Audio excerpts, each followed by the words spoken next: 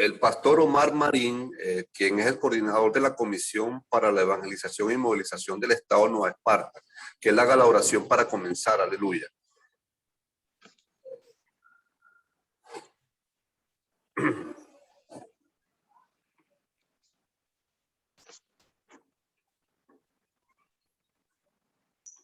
Pastor Omar Marín.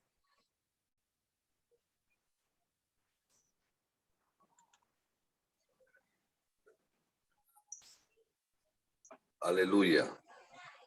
Bueno, entonces, si el pastor Rosales Pérez me escucha, quiero pedirle que haga la oración para iniciar este entrenamiento, este taller. Pastor Omar Marín quizás no me puede escuchar. Pastor Rosales Pérez. Debe activar el micrófono, pueden hacerlo. Ok, pueden activar el micrófono para esta parte. Ya estoy Pastor aquí, Omar ya estoy Marín, aquí. Tenía problema problema con el auricular. Pastor Omar Marín, Dios te bendiga, mi hermano. Entonces te queremos pedir que tú hagas la oración para comenzar el taller. Aleluya. Amén. Bueno, oremos todos en acuerdo, en unidad. Damos gracias por este tiempo maravilloso de enseñanza para darle continuidad al trabajo de la movilización y a todas aquellas iglesias que están enfocadas en el discipulado puedan avanzar y el reino de Dios se siga extendiendo y sigamos haciendo discípulos. Padre bendito Dios, eres bueno, eres maravilloso, te exaltamos, te adoramos. Te damos gracias porque tenemos la oportunidad de sumar pues esfuerzos como consiervos para que tu reino se siga extendiendo en todo el territorio nacional y fuera también de sus fronteras. Gracias por este enorme privilegio que tenemos de estar en tus negocios, en tu empresa. Esta es tu labranza, Señor. Esta es tu labranza, bendito Rey, y tú nos has alistado y estamos gozosos, estamos contentos de que tú nos hayas incluido pues en tu fila, en la fila de tu ejército, Padre, para que podamos llevar esa libertad a los cautivos a través de la predicación de las buenas nuevas de salvación. Pero entendemos, Dios mío, que debemos hacer la tarea completa, no solamente proclamar el evangelio, sino también en la enseñanza continua, sistemática, Padre amado, porque el mandato que tú nos dejaste es que vayamos y hagamos discípulos a las gentes o a las etnias, las naciones, y les bauticemos en el nombre del Padre, del Hijo y del Espíritu Santo, y entonces les enseñemos todas las cosas que tú nos has mandado a que guarden, enseñarles a que guarden todas las cosas que tú nos has mandado. Así que, Padre, te ponemos esta conferencia en tus manos. Sé tú, Padre, limpiando los aires, pues las comunicaciones allí para que más hermanos puedan accesar, puedan tener posibilidades pues, de accesar a la red y a esta sala de Zoom. Y que bueno, mi Dios, los que ya han ingresado puedan allí permanecer. Oramos para que la electricidad allí permanezca, para que los teléfonos tengan un buen funcionamiento, la cobertura no se vaya, a los que están conectados con los datos. Y bueno, mi Dios, poder terminar satisfactoriamente lo que acabamos de iniciar en esta mañana y todos salgamos aquí edificados para que la iglesia siga avanzando en su propósito. En el nombre de Jesús, te alabamos, Padre. Amén y amén. Amén. Gracias, amén. pastor. Bienvenido el pastor Eleazar Bermúdez desde la Iglesia Bautista de Barquisimeto. Bienvenido en esta mañana, muy agradecido por su apoyo y su ayuda. Aleluya. Okay. Bueno, buenos días a todos, Dios les bendiga.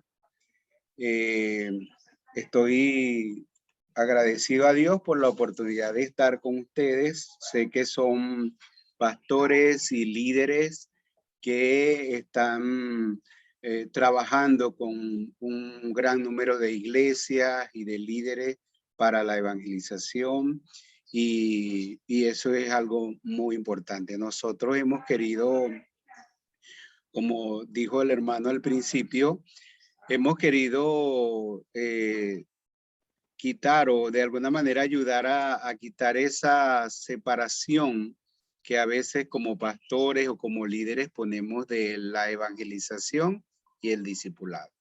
como la evangelización como una cosa y el discipulado con otra. Entonces, los que tenemos más inclinación a la evangelización, decimos que el llamado de Dios es evangelizar. Y los que tenemos el discipulado, entonces decimos que el Señor nos mandó fue a ser discípulos. Y entonces hacemos como un divorcio de la evangelización y el discipulado. Y en realidad en la Biblia no hay tal separación. El discipulado comienza con la evangelización. Cuando Jesús dio la gran comisión, mandó a los discípulos, le dijo, id y haced discípulos a todas las naciones. ¿A dónde los mandó a discipular? ¿Qué había en las naciones? Había iglesias establecidas, había creyentes esperando ser discipulados. No, en las naciones había inconversos, no creyentes. Había personas que muchos de ellos no tenían ni siquiera ningún conocimiento del evangelio. Entonces, ¿cómo iban a ser discípulos en las naciones con inconversos? La primera cosa que tenían que hacer, o el primer paso del discipulado es la evangelización.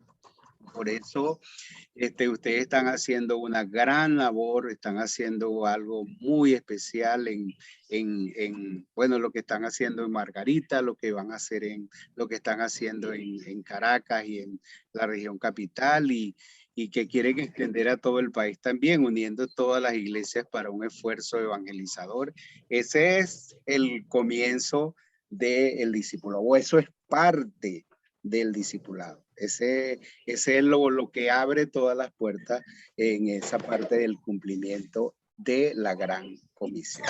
Entonces, es bueno que podamos entender eso y entender que no estamos haciendo algo diferente del discipulado. Necesitamos hacer la obra completa, ¿verdad? Como Pablo le dijo a los tesalonicenses, pero están haciendo algo muy importante. Bueno, ya el hermano les dijo, mi nombre es Isaac Eleazar Bermúdez, yo estoy en Barquisimeto, en la Iglesia Bautista Central de Barquisimeto, y estoy aquí de parte del Ministerio Discipulación. Discipulación es un ministerio que formamos para poder ayudar a la iglesia local, ser un aliado de la iglesia local, de las asociaciones, de las convenciones, de las confraternidades o de cualquier ministerio que tiene ese sentir, ese llamado o ese compromiso por el cumplimiento de la gran comisión. Y yo quiero decirles que cuando yo recibí a Jesús, cuando yo comencé en mi vida cristiana, yo tenía 13 años de edad y yo vivía en Acarigua. Y fue muy interesante porque yo creí en una iglesia que tenía un movimiento de evangelización y discipulado. Es la primera iglesia bautista de Venezuela en Acarigua. Y el pastor, él tenía ese deseo de evangelizar toda la ciudad, pero no solo el deseo, sino que él se dedicó a preparar toda la iglesia para la evangelización. Y y tenía un equipo de misioneros, de hombres que, no misioneros extranjeros, sino personas de la iglesia que él preparó, que él formó, y que estaban dedicados a tiempo completo a la obra del Señor. Y junto con toda la iglesia, esos 8 le ayudaban a la preparación de toda la iglesia, y ellos iban a evangelizar urbanizaciones completas.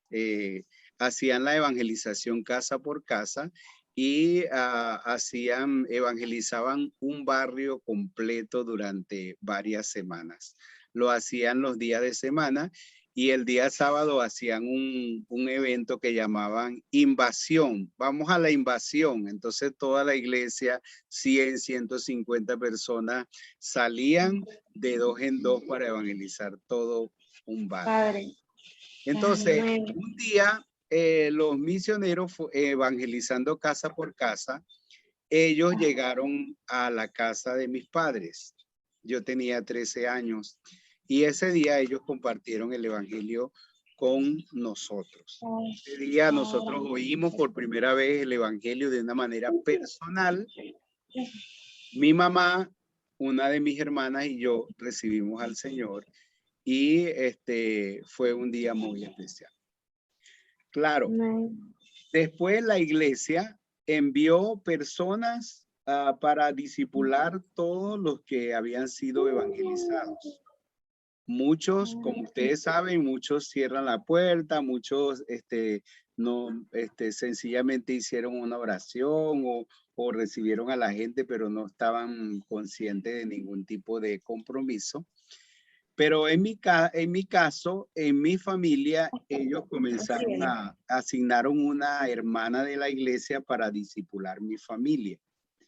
Y ella fue un día a discipular a mi mamá, a mi hermana y a mí.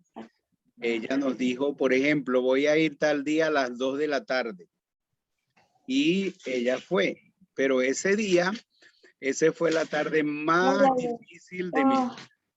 Porque la tarde más larga, porque yo había escuchado el evangelio, oré para recibir al Señor, pero estaba en esa lucha de que todo eso era un mundo totalmente desconocido para mí. Entonces yo me fui a bañar a una quebrada, a un río, y yo no estuve, bueno, hice como Jonás, pero en el caso de que me fui a huir y de ese momento. Entonces yo estaba en el río y bueno, a las 2 de la tarde ya la hermana debe estar en la casa y me bañaba en el río y después preguntaba a la hora, ¿qué hora es? Las 2:30. Yo decía, no, la hermana debe estar todavía en la casa. Y después, ¿qué hora es? Las 3. No, todavía no puedo llegar a la casa porque puede ser que la hermana no se haya ido. ¿Qué hora es? Las 3:30, hasta que por fin se hicieron las 4. A las 4 yo dije, bueno, ya la hermana, 2 horas es suficiente, ya debe haberse ido de la casa. Y a las 4 yo me fui de regreso a mi casa. Cuando llegué a mi casa, lo primero que veo en la sala es a una hermana sentada moviendo sus piernas o así como cuando uno está esperando a alguien ansioso. Y entonces no pude hacer nada. Tuve que llegar a la casa y la hermana me dijo, hijo, tengo 2 horas esperándolo. Y tuve que ir a mi cuarto, cambiarme y sentarme en la sala para escuchar mi primera clase de discipulado. ¿Qué quiero decirle con eso? Uno, a mí no me discipuló un pastor. ¿Okay? No me discipuló un pastor, no me discipuló un líder destacado de la iglesia, sino, por decir, una hermana común en el sentido de que no era una líder destacada o no era un misionero de tiempo completo, no era un pastor, una hermana de la iglesia, que quizás nunca se imaginó el efecto o el fruto o todo lo que podía significar la fidelidad que ella tenía al dedicarse a enseñar a ese muchacho de 13 años. ¿Ok? Pero también importante la visión del pastor y el compromiso del pastor, no solamente a enviar a su iglesia a evangelizar una comunidad, sino también esa parte del seguimiento, esa parte de poder discipular, que uno sabe que no todas las personas, primero, uno sabe que todas las personas que va a evangelizar no van a recibir al Señor. Y también uno sabe que todas las personas que reciben al Señor no van a responder al discipulado, pero esa es nuestra responsabilidad. Entonces yo agradezco la visión del pastor, el compromiso del pastor, agradezco esa hermana que dedicó su tiempo para poder instruirme, para poder discipularme, y ese cuadro está bien grabado en mi mente y en mi corazón, y realmente mi propósito, mi visión es poder ayudar a que los pastores tengan esa visión y compromiso con el discipulado, y otro, a que toda la iglesia pueda hacer, a que podamos trabajar para que toda la iglesia pueda involucrarse y participar en el proceso del discipulado. Entonces,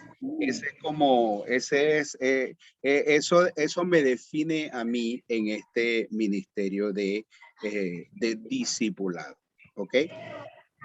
Yo quiero compartir unas diapositivas. Déjenme que haga algo rapidito aquí. Porque creía que la tenía a la mano. Yo quiero compartir algo. Ya lo voy a hacer.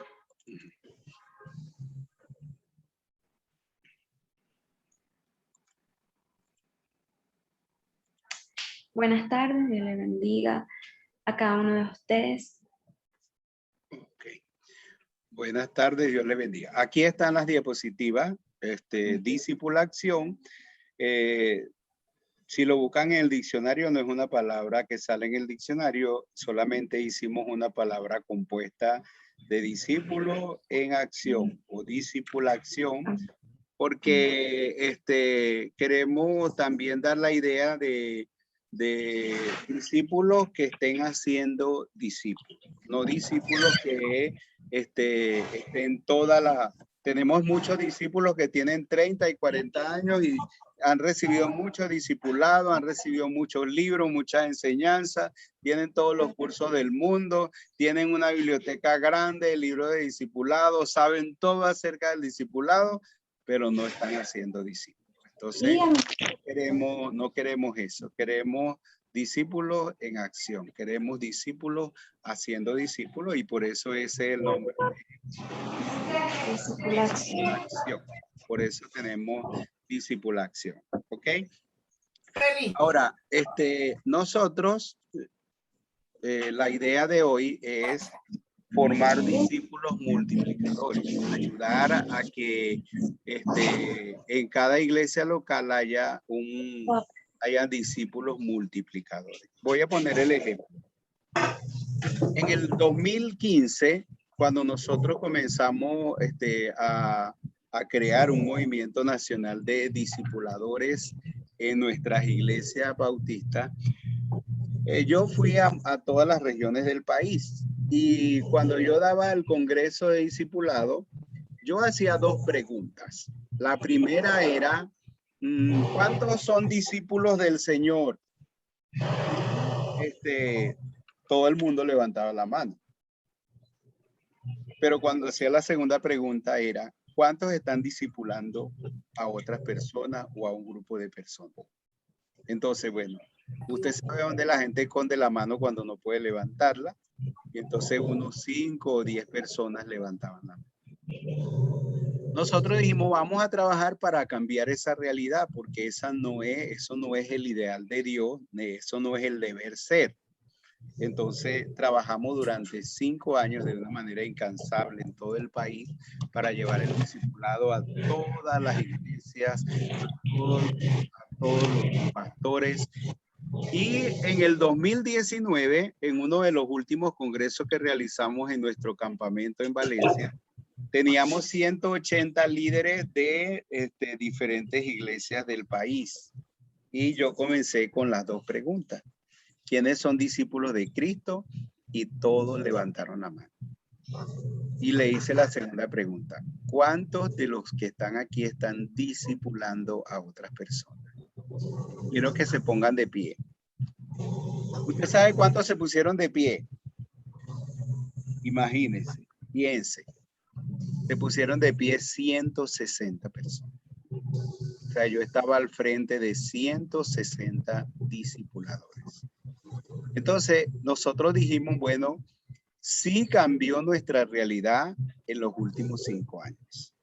Y ahora nosotros estamos haciendo una segunda etapa que vamos a hacer, vamos a hacer el lanzamiento la próxima semana en el Congreso Discipulación, Discípulos Fieles, y comenzamos en enero por 5 años para continuar creciendo, consolidando, ampliando el movimiento de discipulado, formando discípulos fieles y, como dice, formando discipuladores en la iglesia local o discípulos múltiples. Y realmente eso es lo que eso es lo que nos toca a nosotros, ustedes como pastores, como líderes de denominación y todo eso. Entonces hay que formar discipuladores en la iglesia local y eso es lo que yo quiero hablarle de en este día. ¿Cuál es la visión? Nuestra visión, que debe ser la visión de cada iglesia local, es toda la iglesia discipulando a todos los creyentes. Debemos tener una visión de que toda la iglesia puede participar en el proceso de discipulado. Nosotros, cuando pensamos en toda la iglesia, bueno, necesitamos trabajar para convertir nuestra iglesia en una iglesia discipuladora. No cambiarle el nombre, porque a veces tenemos esa costumbre, que si nosotros nos llamamos Iglesia Bautista Central, entonces ahora vamos a llamarnos Iglesia Bautista Central Discipuladora. No, no es un asunto de cambiar el nombre, pero es un asunto de trabajar para que toda la iglesia participe en el discipulado, para que toda la iglesia se involucre en el discipulado, para que toda la iglesia comprenda que puede ser, que pueden discipular a otros. Porque es que Amén, gloria a Dios, aleluya. Podemos hacerlo en nuestro propio contexto. Nosotros tenemos el ejemplo de Timoteo, que dice, bueno, Timoteo, Pablo lo discipuló como en una forma completa, que lo formó para el ministerio y todo, pero su primer discipulado fue su abuela, ¿ok? En su propia casa. Entonces, nosotros podemos ayudar a la gente a entender que todos pueden hacer discípulos. Aún no importa la edad, no importa el tiempo, pero todos pueden hacerlo. Nosotros muchas veces fuimos a iglesias iglesias de 40 años con 40 miembros. Y 40 miembros muy felices, todos felices en la iglesia, porque es una iglesia muy bonita, un templo muy bonito, pero entonces tienen 40 años, dos hermanas muy fieles que reciben a todos los que llegan, los ayudan a sentarse, y atienden de la mejor manera a toda la gente. Y entonces hay otros dos hermanos o dos hermanas que tienen una cartelera impecable. Todos los domingos preparan la cartelera actualizada. Tienen dos hermanos que recogen las ofrendas y que su ministerio es recoger las ofrendas y hacen todo tan ordenado, tan organizado. Tienen unos músicos, bueno, todo el mundo está trabajando en la iglesia y están contentos y felices, pero esos 40 nadie está siendo discípulo. Entonces, ¿cuál es el futuro de la iglesia? En ese sentido, necesitamos ayudar a entender que toda la iglesia debe estar involucrada, ser parte del discipulado. Muchas veces una de las cosas que nos ha privado de eso es el asunto de los dones. Y es muy bueno la doctrina de los dones espirituales, pero cuando Jesús dijo, id y haced discípulos a todas las naciones, eso nos involucra a todos. Porque la gran comisión no era solamente para los discípulos de aquella generación. Yo quiero que usted vea la frase que dice, yo estaré con ustedes todos los días hasta el fin del mundo. Esa frase, hasta el fin del mundo, nos involucra a todos. Porque si era solo para los discípulos de aquella generación, sería, yo estaré con ustedes todos los días hasta que se muera o hasta el final de sus días. Pero ninguno de los discípulos iba a estar hasta el fin del mundo, ni siquiera Juan, que fue el que más vivió entre ellos, sino que cuando dice hasta el fin del mundo, entonces está hablando de todos los discípulos en todas las épocas, en todas las generaciones, en todos los lugares. Y los discípulos de Cristo en esta generación somos usted y yo, y somos todos los que formamos parte de la iglesia local. Pablo le dijo a los tesalonicenses, según Dios nos aprobó y nos confió el evangelio. Entonces, y por eso hablamos, no para agradar a los hombres, sino a Dios que prueba nuestros corazones. Pero le dijo a Timoteo, lo que Dios, el evangelio que Dios nos ha encargado, encarga a hombres fieles que sean idóneos para enseñar también a otros. Y la pregunta que tenemos que hacernos es, ¿cuántos discípulos fieles tenemos en nuestra iglesia local a quien nosotros podemos confiar el evangelio y a quien nosotros podemos confiar la gente que ellos pueden atenderle y todo eso?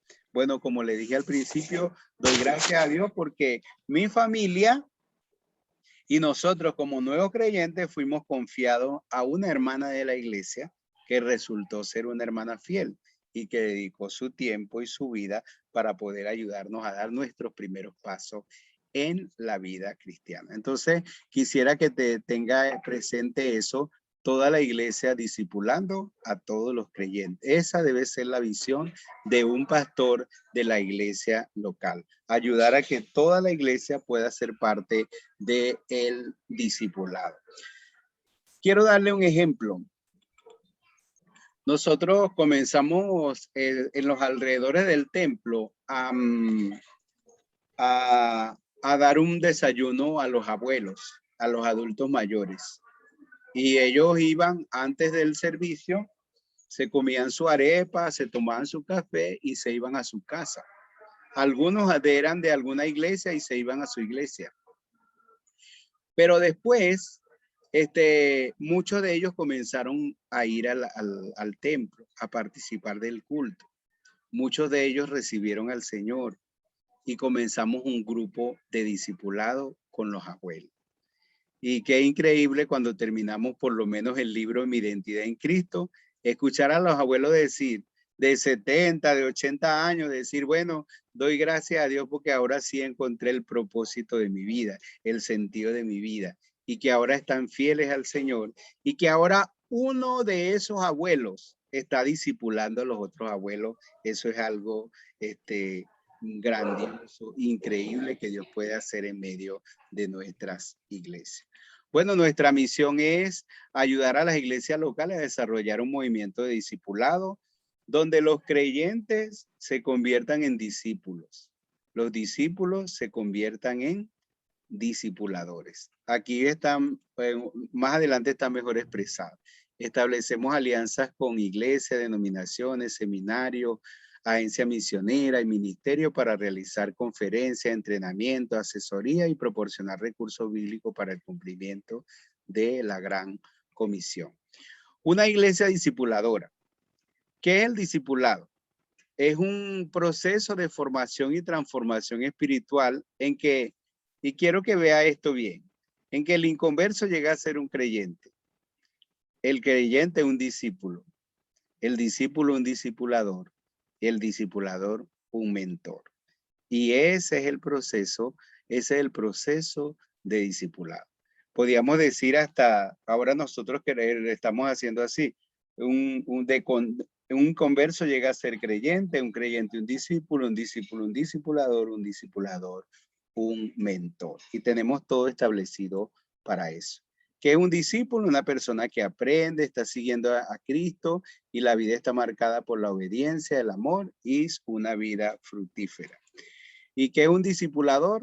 La persona que establece una relación con otros creyentes, camina con ellos y les guía a ser discípulos fieles al gran mandamiento y a la gran comisión. Nosotros tenemos un proceso de 5 libros. 5 libros porque el número 5 vamos a presentarlo ahora en noviembre. Pero hemos presentado el discipulado. El niño Spider-Man. El discipulado como un proceso de transformación. Y la fase de consolidación. Si alguien tiene el micrófono, lo que pasa es que yo puedo hacerlo. Padre, usted podría hacerlo, pastor. Podría sí, yo puedo hacerlo. Lo que pasa es que como estoy aquí, estoy concentrado aquí. Ya lo hice. Ok. Entonces, presentar el discipulado como un proceso de transformación. Y aquí está la fase de consolidación, que es cuando la persona ha hecho su decisión de recibir a Cristo, entonces comenzamos con esta fase de consolidación. Y para eso usamos el libro Mi Identidad en Cristo, que voy a compartir ahora. Pero tenemos un proceso completo, que es en la fase de consolidación usamos Mi Identidad en Cristo y luego usamos el segundo libro, que es Formando un Carácter Cristocéntrico. Y esto es importante para la consolidación. Tenemos una fase de multiplicación que es realmente para formar discipuladores, el libro Entendiendo el Llamado de Dios y el cuarto libro que se llama Prepárese para Discipular y un quinto libro que vamos a presentar en noviembre que se llama Discipulación. ¿Ok? Entonces ese es como decir el proceso. El proceso para formar discípulos multiplicadores sería hacer el llamado personal a los discípulos multiplicadores. El paso 1, programar el día, la hora y el lugar de reunión. El paso 2, comenzar el estudio del libro Mi Identidad en Cristo. Asignar a los discipuladores un grupo de discípulos o ayudarlo a que ellos formen su grupo de discipulado. Y mientras enseñamos el libro 1, entonces vamos a mentorear a los discipuladores. Luego comenzar con el libro número 2, Formando un Carácter Cristocéntrico. Y luego realizar una celebración en la iglesia donde uno entrega certificado, presenta a los grupos de discipulado y hace todo eso. Bueno, estoy haciendo eso a manera muy rápida porque realmente voy a hacerlo de Mi Identidad en Cristo. Y este es como el proceso. Evangelice un inconverso, que es lo que ustedes hicieron ahora. Consolida un creyente, que es lo que vamos a trabajar ahora. Multiplica un discípulo, que es formar líderes multiplicadores. Plante una zona misionera local, que son los grupos pequeños, y plante una iglesia relevante, porque de algunos grupos va a surgir una nueva iglesia. Entonces, eso es más o menos un panorama de lo que nosotros hacemos como discipulación. Ahora voy a dedicarme a lo que va a ser el libro que vamos a compartir, que es Mi Identidad en Cristo, ¿ok? Que es en esa fase de consolidación el libro que nosotros usamos para los nuevos creyentes o para consolidar los nuevos creyentes. Entonces, quiero que ustedes puedan conocer bien el libro, porque una cosa es tener el libro y leerlo y otra cosa entonces es escuchar y ver todo lo que estamos haciendo. Y yo quiero decirle algo. Nosotros estamos haciendo eso. Tenemos un convenio con el Seminario Internacional de Miami y comenzamos a hacerlo en los demás países. Y, por ejemplo, estamos haciendo con los lunes, desde las 7 hasta las 8:30 o 9, estamos compartiendo por medio de Zoom este libro con 29 pastores y líderes denominacionales de Bolivia, de diferentes denominaciones. Entonces, cada lunes nos reunimos y compartimos una lección. Uno de ellos comparte la lección. Yo estoy allí para, yo compartí la primera, pero ahora ellos lo están haciendo. Yo estoy ahí para afirmar lo importante en cada lección. Luego tenemos una ronda de preguntas y respuestas porque hay muchas cosas que en realidad es necesario ampliar, aclarar. Y ahora esos 29 pastores van a comenzar su grupo de discípulos o van a comenzar a formar su grupo de discípulos y va a ser muy interesante lo que ellos pueden hacer. Tenemos un grupo en una iglesia en Alabama, en Estados Unidos, de 11 líderes. El pastor y 11 líderes de la iglesia. Es una iglesia hispana, todos son mexicanos, pero es increíble porque ya ellos terminaron el libro Mi Identidad en Cristo y los 11 tienen la responsabilidad de formar sus discípulos. Y miren lo que ha sucedido en la iglesia. La esposa del pastor La esposa del pastor tiene 5 grupos y tiene 22 mujeres que le está enseñando mi identidad en Cristo. Y en el grupo de 11, el más joven es el hijo del pastor que tiene 18 años. Y el hijo del pastor está enseñando a 5 jóvenes mi identidad en Cristo. Además de eso, lo estamos haciendo en las cárceles de Miami y en el estado de Georgia. Y en la cárcel de Miami, 7 presos ya terminaron mi identidad en Cristo y cada uno de ellos tiene un discípulo en la cárcel. Bueno, 6, porque hay uno que le da miedo, pero 6 de ellos ya tienen su discípulo en la cárcel. Entonces, es muy interesante lo que está pasando en otros países, en Venezuela también, en muchas partes, pero a través de esto de poder enseñar mi identidad en Cristo. Entonces, este es el primer libro en todo este proceso de discipulado, de consolidación, y yo quiero compartirlo con ustedes en el día de hoy. Este libro, Mi identidad en Cristo, tiene 8 lecciones y realmente el propósito es ayudar al creyente a conocer algo sobre su posición en Cristo, sobre su nueva vida en Cristo, sobre el comienzo de la obra de Dios en su vida. Y es muy importante mi identidad en Cristo, porque hoy no voy a tener tiempo de compartirle todo esto, pero una de las cosas, de las referencias para desarrollar todo este proceso de discipulado fue la vida de Moisés. Y alguien me dijo, ¿por qué si vas a hablar de discipulado vas a tomar un personaje del Antiguo Testamento y no a Pablo, a Pedro, a Juan o a alguno de los discípulos de Jesús? Y es interesante la vida de Moisés porque el libro de Hebreos hace un resumen de la vida de Moisés en Hebreos capítulo 11, 24 al 27. Y nosotros sabemos que Moisés fue un hombre fiel. Ustedes conocen el testimonio de Dios acerca de algunos hombres. Por ejemplo, el testimonio de Dios hacia Abraham, ¿cuál fue? Abraham, mi amigo.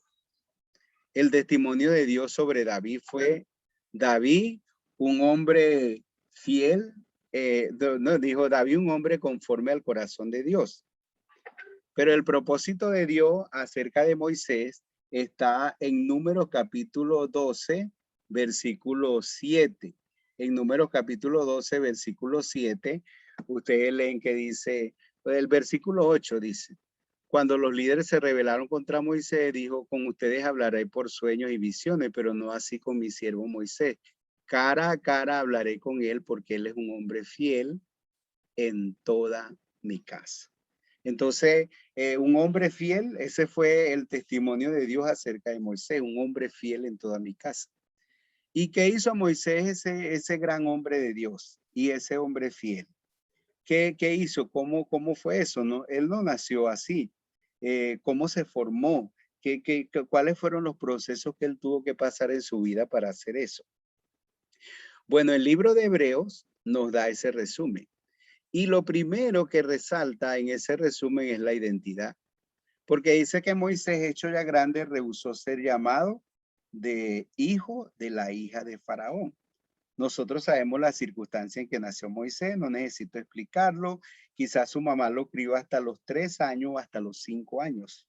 Pero después de eso lo llevaron al palacio del rey y le enseñaron toda la educación, cultura y religión de los egipcios. Y a lo mejor tuvo el mejor maestro allá de los egipcios, pero entonces un día tuvo que definir su identidad. Como egipcio, que iba a ser el príncipe, a lo mejor hasta el próximo faraón, o como hebreo, que eran esclavos y oprimidos.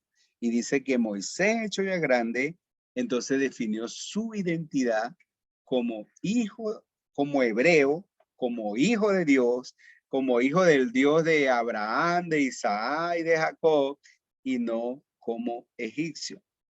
Entonces, eso fue algo muy crucial, eso fue algo muy importante, determinante en su vida y en lo que él era un discípulo fiel. Después está la convicción de valores, que después está la convicción de su llamado y después está la capacitación, que por causa del tiempo no se lo voy a explicar ahora. Pero esa parte de la identidad es muy importante. ¿Qué fue lo que tuvo más peso en la vida de Moisés? Lo primero que enseñó su madre en los primeros días de su vida y en los primeros años de su vida. Le enseñó que la sangre que corría por sus venas no era egipcia, sino hebrea. Le enseñó que el Dios verdadero no era los dioses que adoraban los egipcios, sino el Dios de Abraham, de Isaac y de Jacob. Entonces, lo que nosotros enseñemos en los primeros días, en los primeros meses, en el primer tiempo que la gente hace una decisión de fe por Cristo, eso va a ser muy determinante en su vida. Entonces necesitamos formar las bases para su identidad en Cristo. Y ese es el propósito realmente de este libro. Hay dos bases bíblicas interesantes. Bueno, aquí tienen cada lección fue hecha precisamente intencionalmente para ayudar en la formación de identidad. Por eso dice, no soy yo, Cristo vive en mí, soy hijo de Dios, soy perdonado, soy heredero de la gloria de Dios, soy templo de Dios, soy escuchado y favorecido por Dios, soy sellado con el Espíritu Santo y soy miembro de la familia de Dios. Estas 8 lecciones son como un abreboca y un fundamento básico para ayudar a establecer o definir su identidad en Cristo. El libro tiene la lección explicada, tiene el cuestionario y tiene un versículo para memorizar cada lección. ¿Ok? Hay dos bases bíblicas para esa parte de la identidad. La primera es Efesios capítulo 2, versículo 10. En Efesios 2, dice, somos hechura suya, creados en Cristo Jesús para las buenas obras que Dios preparó de antemano para que anduviésemos en ellas. Bueno, resalte lo que dice, creados en Cristo Jesús. Cuando usted vino a este mundo, cuando nosotros nacimos, no fuimos creados en Cristo Jesús. Fuimos creados en Adán. ¿Ok? O nuestra vida natural, fuimos creados en Adán. Y por eso somos pecadores y todo eso. Entonces, cuando se habla de ser creado en Cristo Jesús, habla de la vida nueva. Habla de nuestro segundo nacimiento. Habla del nacimiento espiritual. Entonces, cuando nosotros recibimos a Cristo, nacimos de nuevo, nacemos espiritualmente, somos hechos de nuevo en Cristo Jesús y tenemos una nueva identidad. Hay versículos que a lo mejor usted conoce como 2 Corintios 5:17, que dice, de modo que si alguno está en Cristo, ha sido creado de nuevo o nueva criatura es. ¿Ok? Entonces, cuando recibimos a Cristo, recibimos una nueva identidad. Somos hechura suya, creados en Cristo Jesús. El segundo texto bíblico no está aquí en la diapositiva, pero es Romanos capítulo 5, versículo 19. Romanos 5:19 dice, así como por la desobediencia de un hombre fuimos hechos pecadores. Usted sabe quién se refiere en la desobediencia de un hombre, ¿verdad? A Adán. Entonces, creados en Adán, fuimos hechos, constituidos pecadores.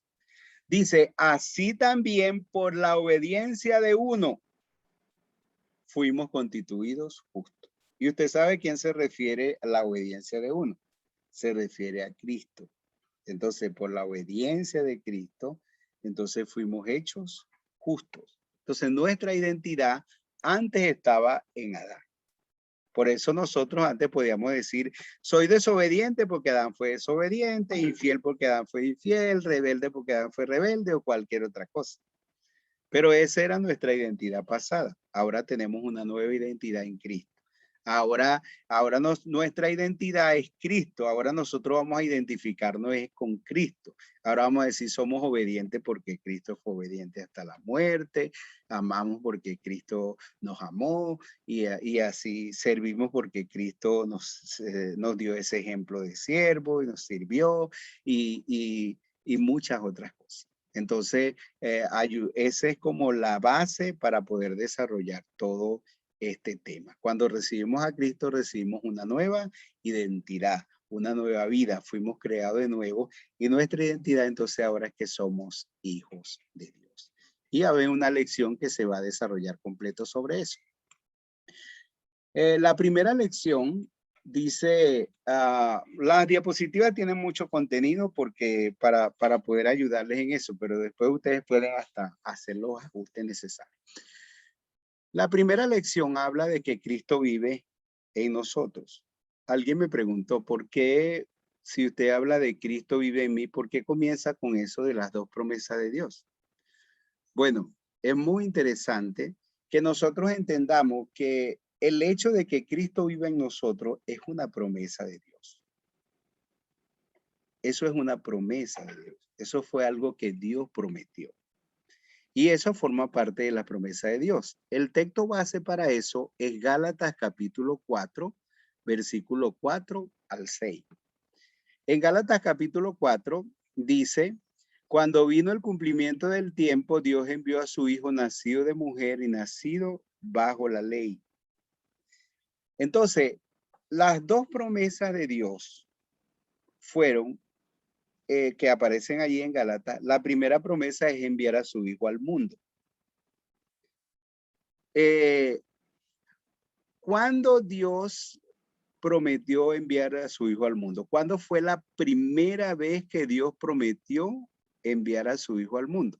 Esa, ahí sí podemos tener respuesta de usted. ¿Alguien puede responder? ¿Cuál fue la primera vez, el primer registro bíblico donde hay la promesa de Dios enviar a su hijo al mundo? Usted activa el micrófono y dice la respuesta.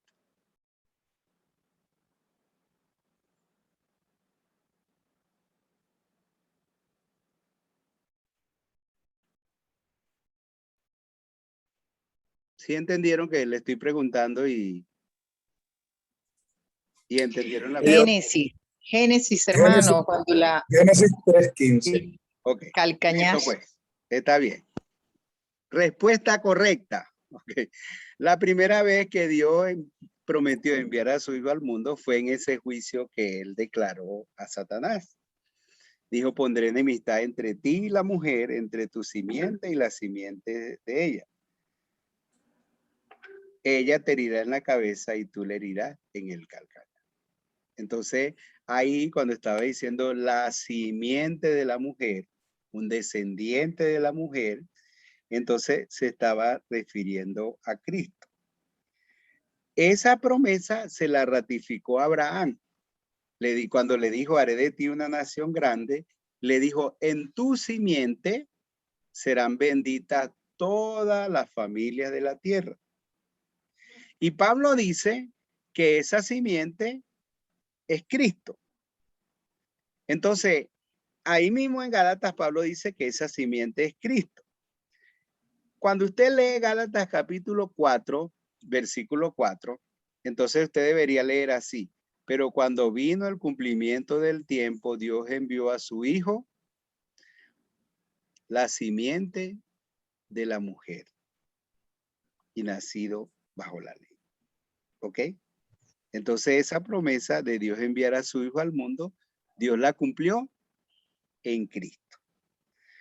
Pero aunque Cristo murió por todo el mundo, o aunque Cristo murió en la cruz para nuestra salvación, es importante la segunda promesa que está en Gálatas capítulo 4, versículo 6. ¿Okay? ¿Cuál es esa segunda promesa? Dice, y por cuanto sois hijos, Dios envió a vuestros corazones el espíritu de su hijo.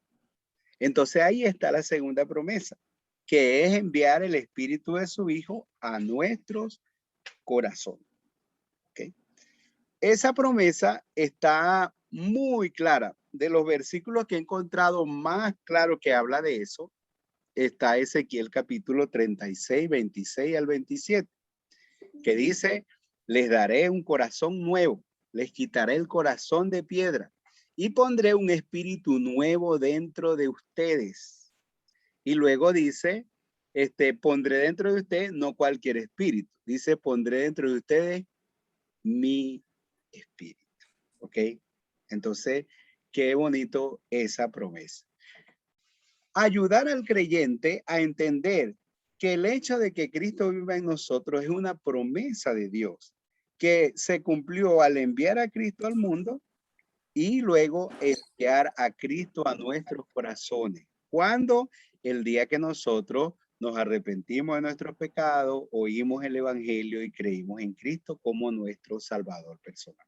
Como dice, por ejemplo, Efesios 1:13. Habiendo oído el evangelio de salvación, la palabra de verdad, y habiendo creído en él, fuiste sellado con el Espíritu Santo de la promesa. O usamos el texto de Apocalipsis 3:20, que a algunos no les gusta usarlo, pero dice, si alguno oye mi voz y abre la puerta, yo entraré a él, cenaré con él y él conmigo. Y nosotros creemos en eso, en que cuando nosotros oímos su voz, ¿verdad? El oír la voz simboliza la fe y el abrir la puerta simboliza el arrepentimiento. Entonces cuando dice, si alguno oye mi voz y abre la puerta, entonces fe y arrepentimiento. El apóstol Pablo en Hechos capítulo 20:21, él resumió todo su ministerio en eso. Dijo, no he dejado de testificar públicamente y por las casas acerca de el arrepentimiento para con Dios y la fe en nuestro Señor Jesucristo. Es decir, que para que Dios cumpla esa promesa de enviar el Espíritu de su Hijo a nuestros corazones o enviar a Cristo a nuestros corazones, tenemos que, al oír la palabra de Dios, al recibir la palabra de Dios, arrepentirnos de nuestros pecados y creer en Cristo como nuestro Salvador personal. Entonces, eso es lo que nosotros vamos a enseñar, ¿ok? Al nuevo creyente. No puedo hacer todo, solamente puedo pasar un poquito, pero quiero decirle otra cosa.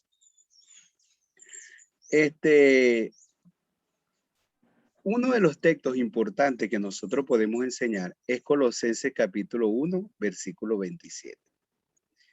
Que la última frase dice, Cristo en vosotros o Cristo en ustedes es la esperanza de gloria. Y si Cristo está en nosotros, tenemos la esperanza de la gloria. En la Biblia, gloria significa tres cosas. Uno, lo más conocido es el cielo, o Dios mismo, ¿verdad? Por eso dice, por cuanto todos pecaron, están destituidos de la gloria de Dios. Entonces, o Romanos 1:23, que habla acerca de Dios mismo como la gloria, ¿verdad? Su eterno poder y deidad. Entonces, la gloria de Dios es Dios mismo o es el cielo. Si Cristo está en nosotros, tenemos la esperanza de la gloria, de que un día vamos a estar en la presencia del Señor con Él y estaremos cara a cara con el Señor. Pero en segundo lugar, gloria significa excelencia, que excelencia es lo mejor, ¿ok? Ser lo mejor o alcanzar lo mejor, el más alto nivel, lo más alto. Por eso cuando Cristo entra a nuestra vida, nos convierte en las personas de mayor expectación o de mayor expectativa en la vida. Por eso cuando Cristo entra en la vida, recibimos una nueva inspiración, un nuevo ánimo. Cuando Cristo entra en nuestra vida, es como que, bueno, resucitamos, pues. Resucitamos en gloria y el Señor el Señor nos transforma para llegar a ser lo mejor, para alcanzar lo mejor. Y por eso tenemos tantos testimonios en nuestra iglesia de padres irresponsables o ausentes llegaron a ser los mejores padres, o esposos infieles que llegaron a ser los mejores esposos, la mejor pareja, o hijos desobedientes y rebeldes que llegaron a ser hijos obedientes y fieles, o en cualquier rol que tengamos que desempeñar en la vida, porque esa es una transformación en nuestra vida presente y Cristo en nosotros hace eso. Y lo tercero es victoria. Dios nos lleva de triunfo en triunfo. Somos más que vencedores en Cristo Jesús. ¿Qué pecado no podemos vencer si Cristo está en nosotros? ¿Qué tragedia no podemos soportar si Cristo está en nosotros? ¿Qué circunstancia, por más difícil que sea, no podemos sobrellevar si Cristo está en nosotros? Nosotros tenemos la expectativa o la esperanza de que el Señor nos hace más que vencedores o nos da la victoria. Y por último, el versículo que es un versículo base que es, y el que la gente tiene que memorizar, que es Gálatas 2:20. Con Cristo estoy juntamente crucificado. Es como un versículo bien difícil para un nuevo creyente, pero qué bonito ellos se lo aprenden. Pero que puedan decir un día como Pablo, Cristo vive en mí. ¿Ok? Entonces, de esa manera nosotros podemos ayudarle a ellos. Esa es la primera lección, ¿no? Yo voy a darle, aunque sea un detallito ahí de las lecciones. La segunda lección es, soy hijo de Dios. Le voy a decir cómo uso yo esa lección. Mucha gente no lo ha aprendido, pero a lo mejor ustedes pueden aprender. Yo tomo una página blanca, ¿ok? Yo tomo una página blanca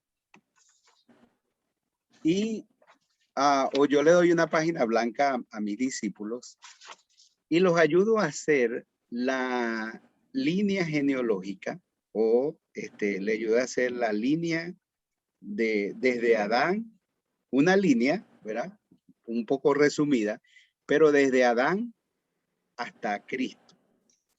Entonces yo pongo, por ejemplo, así. Yo le voy a mostrar.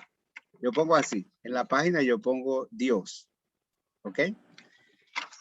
Y voy poniendo una flechita y pongo Adán. ¿Sí pueden verla? Pongo otra flechita, una a la derecha y una a la izquierda, y pongo Caín y Abel. Pongo una flechita a la derecha y a la izquierda y pongo Caín y Abel. ¿Ok? Y luego, entonces, les digo, los hijos más, me detengo un poquito ahí y le digo, mire, los hijos más famosos de Adán y Eva fueron Caín y Abel. Sabemos que Abel era justo y Caín era malo. Y Caín mató a Abel. ¿Ok? Entonces, Dios en sustitución a Abel, Dios le dio otro hijo a Adán y Eva que se llamó Set. Ese lo pongo en la mitad. Dios le dio otro hijo a Adán y Eva que se llamó Set. Ok. Entonces, Caín se apartó de la familia y la familia de Caín fueron llamados los hijos de los hombres. Y Set dice que tuvo un hijo que se llamó Enos y con Enos comenzaron los hombres a invocar el nombre de Dios. Entonces la descendencia de Set fue llamada los hijos de Dios y la descendencia de Caín fue llamada los hijos de los hombres. Ahora, eso, ¿por qué enseñamos eso? Para que la gente entienda que la diferencia o la distinción entre los hijos de Dios y los hijos del mundo, los hijos del diablo, los hijos del hombre, no es algo de ahorita, no es algo que inventaron los evangélicos de hoy, sino que es algo que siempre ha existido. Es como decir la simiente de Cristo y la simiente de Satanás. Pero es mejor decir que no todas las personas son hijos de Dios, que todos somos creados por Dios, pero que unos son hijos de Dios y otros no. Pero la gente necesitamos ayudarle a ver un cuadro donde haya esa diferencia. Entonces, en la hoja que yo le hago, yo lo hago que, bueno, esta tiene un dibujo, pero por detrás, entonces ahora vamos a voltear la hoja y hacemos dos columnas. Ponemos hijo de Dios, así como está en la diapositiva, hijo de Dios y hijo de los hombres. Entonces vamos a buscar en la Biblia las características de los hijos de los hombres o las características de los hijos de Dios. Y usted ve que la característica de los hijos de Dios están todas las citas, invocaban a Dios, eran justos, eran perfectos y caminaban con Dios. Esa era la característica de los hijos de Dios. Pero está la característica de los hijos de los hombres. Entonces la Biblia presenta la descendencia de Caín, empezando por Lamec. Dice el versículo 19 del capítulo 4, Lamec tomó para sí 2 mujeres. Es la primera mención bíblica de que un hombre tomó 2 mujeres. Porque no se dice que Adán tuvo a Eva y no se dice que Adán tuvo a Eva y a la serpiente, ¿verdad? ¿O cuál otra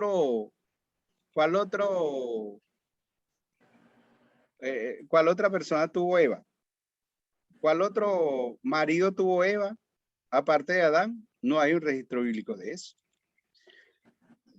¿Quién más tuvo? Adán tuvo con quién más? Con Eva y con la serpiente. No hay registro bíblico de eso. Entonces, el registro bíblico de que el hombre tomó para sí 2 mujeres comienza con la familia o con la descendencia de Caín. Entonces, esa no solamente tomar 2 mujeres, entonces la característica de los hijos de los hombres, ¿cuál es? Inmoralidad sexual, ¿ok? Que ahí entra la fornicación, el adulterio, la poligamia, la pornografía, la homosexualidad y todo. Y uno puede hablar con libertad de todo eso. Segundo, el homicidio. Lamec dijo en el versículo 23, a un hombre golpeé por haberme herido y a otro por haberme golpeado. Dijo. Entonces, ahí comienza el homicidio. Siguió la misma línea de Caín, así como Caín mató a Abel, entonces en la descendencia de Caín, si alguien le hacía algo a otro, lo mataba. Y la venganza y el odio. Dijo, si Caín fue vengado 7 veces, Lamec será vengado 70 veces 7. Entonces, ahí, ¿usted se acuerda cuando a Jesús le preguntaron cuántas veces tenía que perdonar? ¿Cuántas veces dijo Jesús? 70 veces 7. Haciendo el contraste con lo que dijo Lamec. Yo estoy seguro 1000% que cuando Jesús dijo, debe perdonar 70 veces 7, estaba haciendo referencia y haciendo un contraste con lo que dijo Lamec, que si Caín fue vengado 7 veces, Lamec sería vengado 70 veces 7. Entonces, una última que no aparece ahí es la rebeldía y la altivez. Porque cuando Dios le dijo a Caín, ¿dónde está tu hermano Abel? ¿Qué hizo Caín? ¿Cómo respondió? Así como decían, se le alzó a Dios y le dijo, ¿y quién te puso? ¿Acaso que tú me pusiste por guarda de mi hermano? Entonces esas son las características de los hijos de los hombres. Mire, es muy interesante que las personas en el principio de su vida cristiana tengan esos 2 cuadros y ellos puedan identificarse dónde estaban ellos y a dónde tienen que estar ellos ahora. ¿Ok? Bueno, los hijos de Dios se unieron con los hijos de los hombres. Muchos dicen que fueron los ángeles que vieron que las mujeres eran bonitas y se casaron y vinieron los gigantes. Ajá, pero yo enseño y estoy en la posición de que los hijos de Dios eran los hijos de Seth y los hijos de los hombres los hijos de Caín. Se unieron y la maldad se multiplicó. ¿Ok? Y uno de los hijos de Seth, de la descendencia de Seth, se mantuvo limpio. Dios destruyó la humanidad, pero quedó Noé. Entonces, de la descendencia de Seth, yo sigo poniendo otra flechita y pongo Noé. Noé tuvo 3 hijos, Sem, Cam y Jafet. Cam y Jafet, Cam fue aquel que vio la desnudez de Noé cuando se emborrachó y se burló de él, pero Sem siguió el camino de los hijos de Noé. Entonces, de la descendencia de Noé sigue Sem. De la descendencia de Sem sigue Abraham. Y de la descendencia de Abraham, bueno, ustedes saben que está Isaac, que es el hijo de la promesa. De Isaac usted sabe que estaba Jacob y Esaú, pero entonces de Isaac sabemos que el hijo sobre el que siguió la línea de los hijos de Dios fue Jacob. Y de Jacob ¿Cuál fue el hijo mejor, más destacado? Fue José, ¿verdad? Pero la descendencia de los hijos de Dios no siguió por José, sino por Judá. Y de la descendencia de Judá vino David. Y de la descendencia de David vino José y María. Por eso Jesús era llamado hijo de David. Y de la descendencia de José y María, según la carne, vino Jesús, el unigénito Hijo de Dios. Ahí es importante compartir lo que dice Juan 1:12. A todos los que le recibieron, a los que creen en su nombre, le dio potestad de ser hechos hijos de Dios. Y lo que dice el versículo 13, los que no han nacido de la carne, de la sangre, de la voluntad de un varón, sino de Dios. Entonces, después de Cristo, ¿quiénes son los hijos de Dios? Antes de Cristo eran los judíos. Y después de Cristo, entonces todos los que reciben a Cristo en todas partes del mundo, en todas las generaciones, entonces son los hijos de Dios. Así que si tú, es lo que nosotros decimos a los nuevos creyentes, perdonen que aquí pasan los aviones cerca.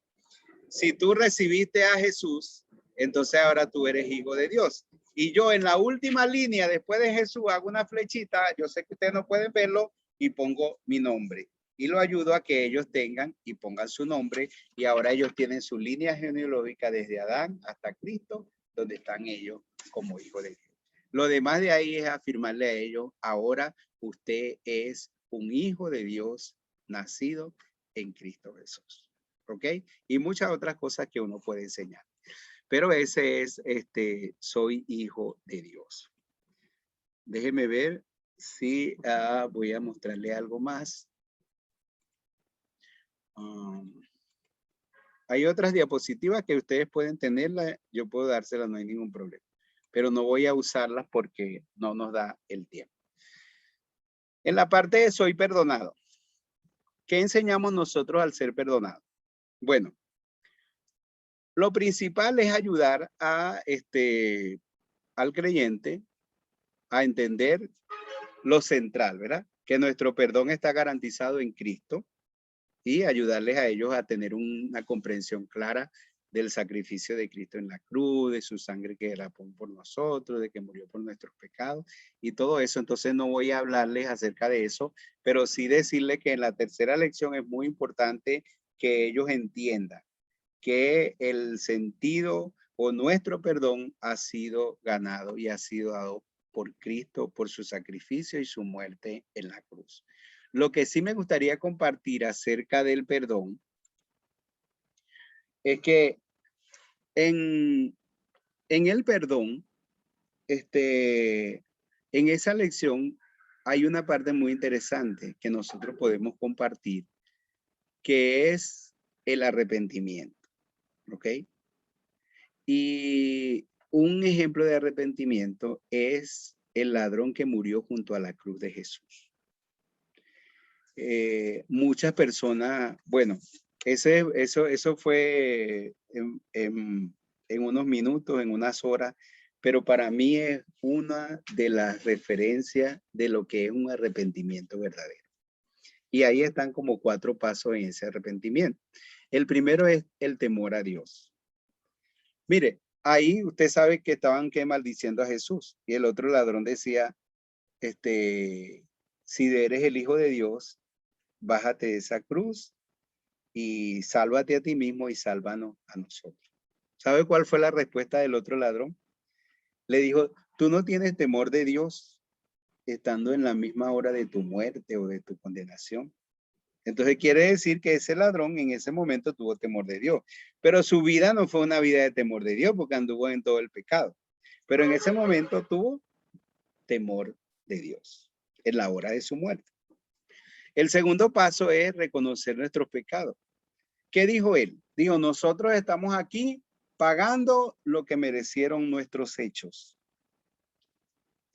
Ese es arrepentimiento, ese es un indicador de un arrepentimiento verdadero. Reconocer nuestra culpabilidad.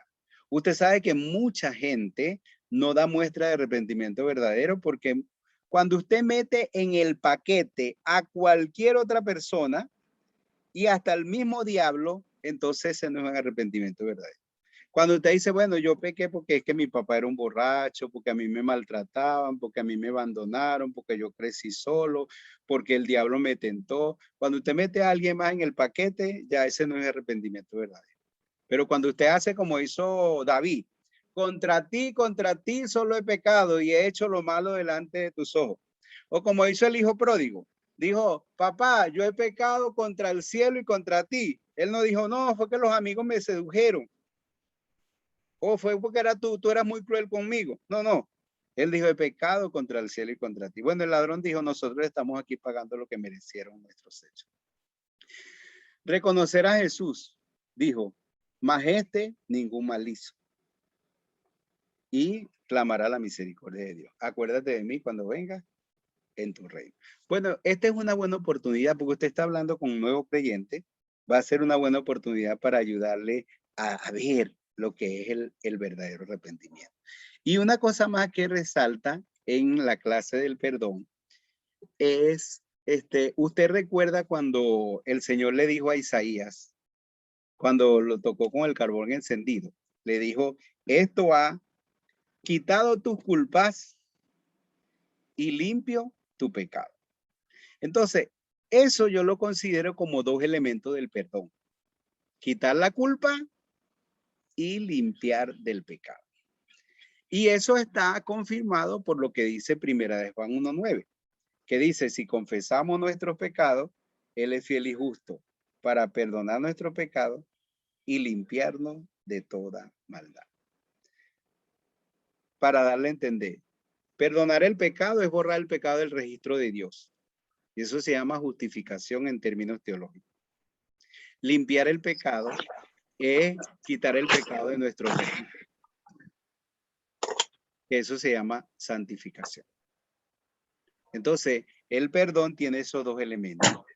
Quitar el pecado del registro, borrar el pecado del registro de Dios y borrar el pecado de nuestro. Por eso David oraba y decía, lávame y seré más blanco que la nieve. Entonces, ahí es donde nosotros tenemos que llevar a los creyentes a que ellos puedan, en sinceridad, confesar sus pecados al Señor para que el pecado sea borrado de su registro. No en el sentido de que nunca más va a recordar el pecado, pero sí en el sentido de que Dios va a quitar el deseo del pecado, pues sí, las ganas de pecar, el pensar en el pecado y el vivir centrado en el pecado. Va a quitar, va a librarnos de esa esclavitud. Eso en relación al perdón. Voy a darle una última, que es, soy heredero de la gloria de Dios. ¿Ok? Nosotros sabemos que en la Biblia, la muerte, hay dos palabras que podemos decir, aniquilación o separación. Aniquilación es que uno deja de existir y separación, entonces es realmente el sentido en el que la Biblia habla de la palabra muerte.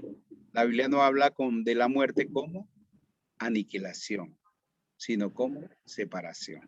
Por eso nosotros hablamos de la muerte física y el libro de Santiago dice, así como la fe sin obra es muerta, el cuerpo está muerto sin el espíritu. ¿Ok?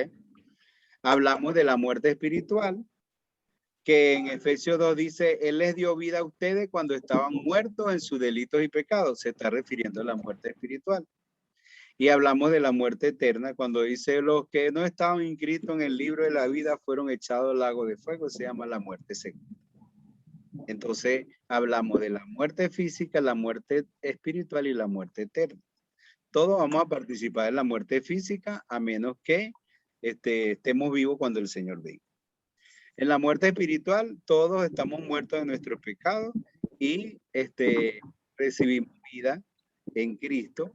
Entonces, cuando recibimos vida en Cristo, se acaba esa muerte y ahora tenemos vida en Cristo. Como Jesús dijo, el que oye mi palabra y crea al que me envió, tiene vida eterna, no vendrá condenación, dice, mas ha pasado de la muerte a la vida. Entonces nosotros estamos muertos espiritualmente, pero el día que recibimos a Cristo, esa muerte ya se acabó y ahora nosotros tenemos vida en Cristo, ahora nosotros estamos unidos a Cristo. Las personas que están muertas espiritualmente, esta separación es temporal. Tienen la oportunidad de arrepentirse, recibir a Cristo hasta el último minuto de su vida.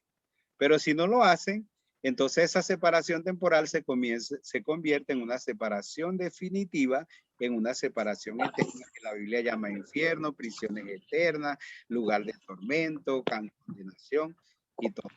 O como dice Segunda de Tesalonicenses capítulo 1, que dice, creo que voy a buscarlo rapidito, Segunda de Tesalonicenses 1, es uno de los versículos que más me gusta, que hablan acerca de esa separación. Segunda de Tesalonicenses capítulo 1, ya le voy a decir qué versículo. El versículo número 9 dice, los cuales sufrirán pena de eterna perdición, excluidos de la presencia de Dios, excluidos de la presencia de Dios y de la gloria de su poder.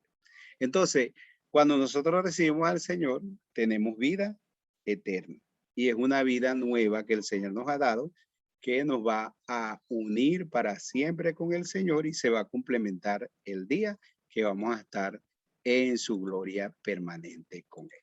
Entonces, esas son 4 de las lecciones del libro Mi Identidad en Cristo, que ustedes pueden enseñarle a los discipuladores para que ellos puedan a su vez entonces enseñarle a los nuevos creyentes y ayudarle en la consolidación de su fe. Vamos a tener entonces ahora un tiempo de preguntas que ustedes tengan sobre el material, sobre el hacerlo, el cómo hacerlo, cualquier pregunta que ustedes tengan en relación a eso, porque la idea es que ustedes formen discipuladores en la iglesia local y que esos discipuladores puedan estar listos y preparados para consolidar en la fe a todas aquellas personas que recibieron a Cristo o hicieron una decisión de fe. ¿Está bien? Entonces, abrimos el espacio de preguntas y respuestas. Puede activar su micrófono y hacer la pregunta que usted quiera.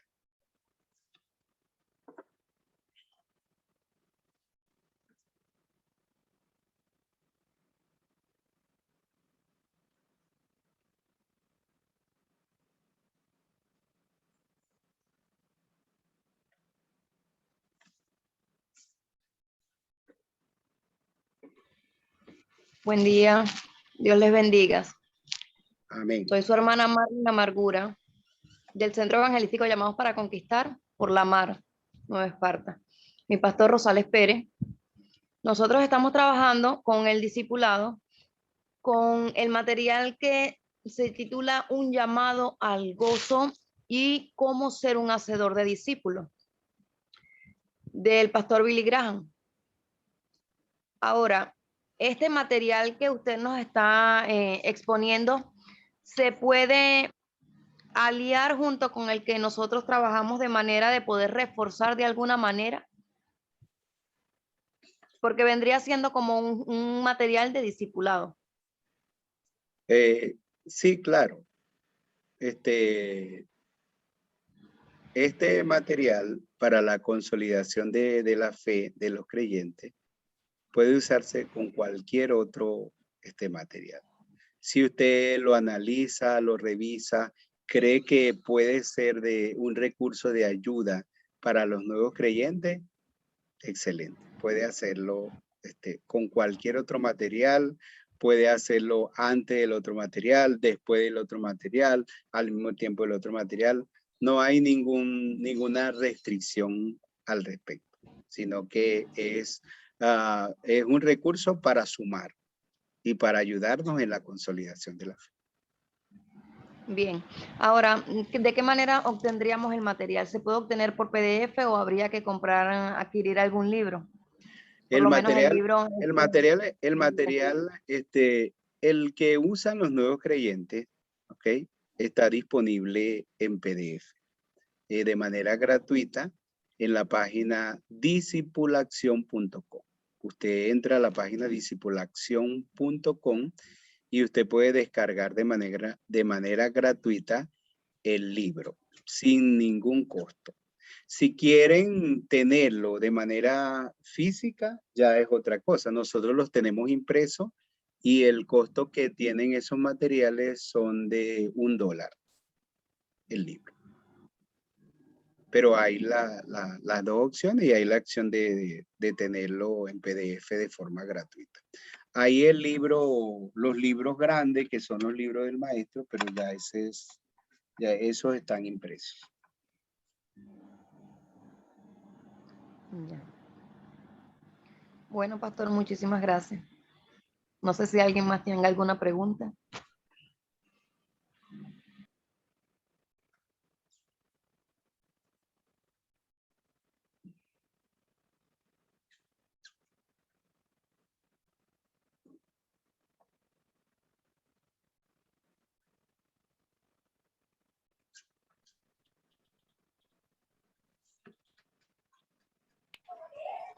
Aleluya. Momento para alguna pregunta. Hola, ¿cómo están? Feliz día. Angie Medina. Feliz día. ¿Tiene una pregunta? Hola, ¿me escuchan? ¿Sí? Sí, me escuchan. Ah, disculpe, es que estoy en la cola de la gasolina con un poco de ruido. Tengo una preguntita, o sea, más que una preguntita, es como el saber con el tema de cómo presentamos alguna información. Porque primero, agradecer porque me encantó la forma como presentó el discipulado, me pareció excelente, me pareció muy coherente y agradecer.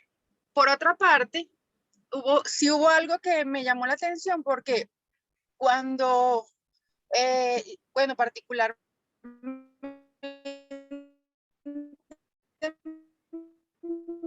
mi estilo de discipulado, se genera automáticamente después de una oración de decisión de fe. Porque hay muchísimas personas que llegan a la oración de fe sin convertir.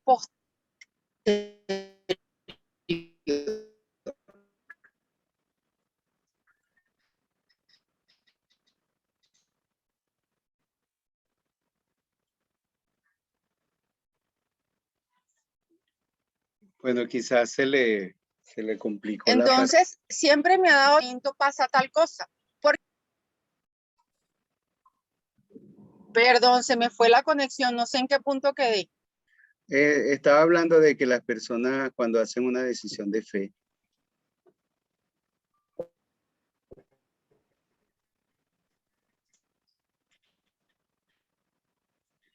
Ajá, entonces les comento, sino que es un proceso que viene y que a mí me da temor afirmarle a las personas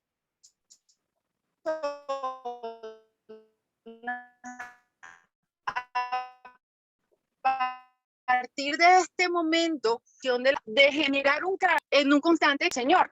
Entonces, bueno, como veo que es una persona que tiene mucha experiencia, me gustaría que me comentara un poquito qué opina de ese tema. Gracias. ok, eso en relación, por ejemplo, el tiempo en que uno va a enseñar estas verdades, nosotros en nuestra experiencia y aquí en Venezuela, nosotros usamos este libro y estas lecciones inmediatamente después que la gente hace una decisión de fe. Nosotros sabemos que las personas, cuando hace una decisión de fe, quizás no sabe todas las implicaciones que significa recibir a Cristo y la vida cristiana. Pero hemos tenido la experiencia de comenzar a enseñarle todas estas cosas y a veces hasta nos ha tocado evangelizar de nuevo a las personas en el proceso de discipulado. Pero De la misma manera hemos visto a las personas también crecer, desarrollarse, consolidarse en la fe y no hemos tenido problema en esa parte de que sea algo o muy avanzado o muy complejo, sino más bien con toda la paciencia poder enseñarles y ayudarles en la consolidación de la fe. Entonces, en esa parte lo hemos usado inmediatamente después que la gente hace una decisión de fe. Sabemos que todas las personas no responden de la misma manera y todo eso, pero no hemos tenido ningún inconveniente en decir, no, tenemos que usar algo primero antes de eso. Lo que sí tenemos que usar primero antes de eso es la evangelización, es que las personas puedan recibir al Señor. Bueno, tenemos aquí a la hermana Ada que quiere preguntar, entonces puede hacerlo. Buen día, hermano. Dios les bendiga y mis hermanos. Bueno, desde aquí, desde Caracas. Mi pregunta es, o no sé si sería una pregunta. Yo tengo varios años ya en el Señor y una de las cosas, como usted mismo comenzó hablando de su propio testimonio, de su propia experiencia, es el modelo es ejemplificándolo. Jesús modeló a los discípulos lo que él tenía que hacer. Una de las cosas que considero que es lo que ha sido es que las estructuras eclesiásticas han puesto como si pastores y líderes y ancianos pues tienen como unas figuras, pero no hay ese sentido de ir y mostrarle a los nuevos creyentes que llegan a una iglesia, por decir así, o a un templo, de qué es lo que deben hacer. Y la tendencia es solo recibir y recibir. Mi pregunta en estos momentos y en este tiempo, que sé que Dios está revelando una manera, o no revelando, trayendo a los orígenes o al modelo original que es el mismo Jesús, enseñando a los discípulos a ser discípulos. Yo estoy ahorita, yo doy gracias al Señor porque sí, el deseo de uno hablarle al Señor ante la necesidad, ante el servicio, ante dar un pedazo de pan o compartir un alimento ante tanta necesidad que nos rodea, sobre todo aquí en nuestra Venezuela. No podemos, como dice la misma palabra, hablarles a las personas del Señor si tienen hambre. O sea, primero hay que darles algo de comer y después pues compartirle. Yo tengo una experiencia muy específica y eso lo compartió el hermano Fernando al principio. El Señor puso una inquietud a una vecina. Aquí yo vivo cerca de ¿cómo se llama? La Hospital Clínico Universitario, y el Señor nos inquietó en ir cada 15 días los viernes, pero esta es una población que vamos como a las 5 de la tarde, es una población flotante. Yo no tengo un sitio o unas personas específicas, no, ahí estamos dispuestos a darles un pan, a hablarles del Señor. Hay sí algunos momentos, dependiendo de los obreros que estén, que puedan atender esa necesidad de esa persona y que esa persona conozca del Señor, o por lo menos ore al Señor. Pero hacerle un seguimiento como tal, ahora hay un compromiso porque ellos están en unas peticiones de oración que se les está colocando para que hagan, me están dejando teléfonos y nombres y hasta direcciones. Entonces creo que es del Señor que empecemos a tener este tipo de compromiso. Así es que yo veo el discipulado, hermano. Un compromiso, una responsabilidad, un tiempo que necesitamos para atender a esa persona. Estamos dispuestos nosotros como cristianos de años que hemos solamente recibido, estamos dispuestos a o el Señor ya nos ha inquietado en este tiempo a hacer, a entregar nuestra vida, o lo que nos quede de nuestra vida, realmente a entrenar, a preparar, a discipular, a enseñar a otros. Esa es mi Esa es mi gran pregunta y doy gracias a Dios por este material excelente, porque bueno, el Señor está haciendo muchas cosas de muchas maneras. Bendiciones, hermano.